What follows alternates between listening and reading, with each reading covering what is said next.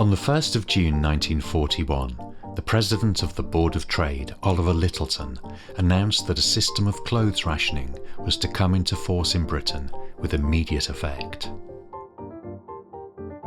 Each adult started with an allocation of 66 coupons per year and was required to hand over the appropriate number to the retailer when purchasing an item of clothing. An adult's overcoat cost 18 coupons, a dress cost 11, and shoes 5 to 7. At the same time, people were urged to repair, upcycle, and get creative with the limited clothing they already had.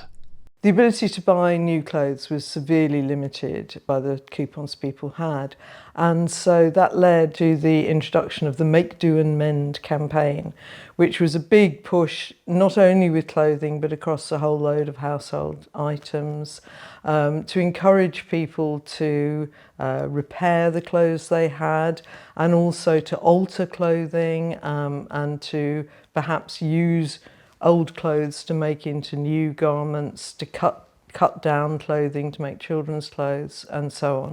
The Board of Trade published advertisements offering help and advice for those who lacked the necessary skills. Unravel the good parts of 2 worn woolies to make this jumper. Please do not ask your wool shop for these particular shades of WB Melody, as we are sorry to say that supplies are very limited.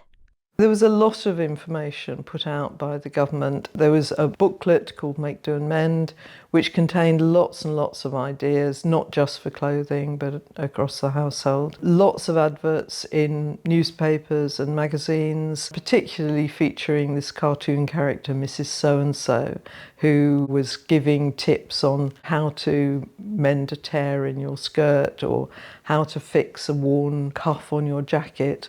She was always very jolly and smiley and looked like a sort of happy grandmother giving this good advice. Despite the austere conditions, women were strongly encouraged to keep up appearances. And although cosmetics were an expensive luxury, the government ensured that they were available. There was also a strong element of selling making do and mending, not just as a necessity, but also as a way of creating fashion. Typically remodelling men's suits into women's costumes. And that was all about keeping up morale. And women were strongly encouraged that they needed to look nice for when the men came home, and that it was good for the morale of troops to know that their women had their lipstick on and were dressing nicely. Though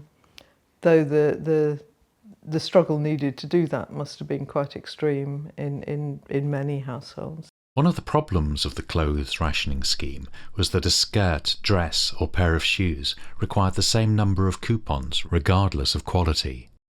This meant that wealthier people could use their coupons to buy more expensive and durable clothes. They also had more to start off with. On the other hand, working class women were more likely to have the skills to be able to make do and mend.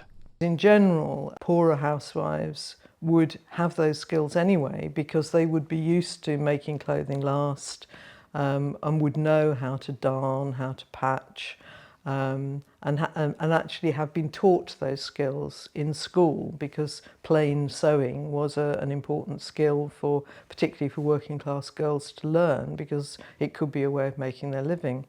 In contrast, a lot of middle-class women who might sew as a hobby, what they did was embroidery and fancy work, but they may not have actually had these skills to do the more practical work. And so there was a big campaign to educate people about how to create a darn, how to patch something, how to alter a garment.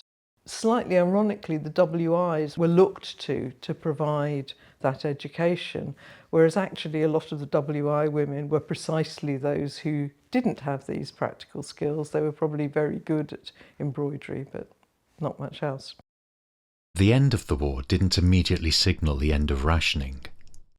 Clothes rationing continued in a reduced form until March 1949, and local authorities and community groups carried on running Make, Do and Mend courses well into the late 1940s. If you enjoyed this video, please like and subscribe to the channel. We're aiming to publish content about the history of Leamington and Warwickshire on a weekly basis, so stay tuned and thanks for watching.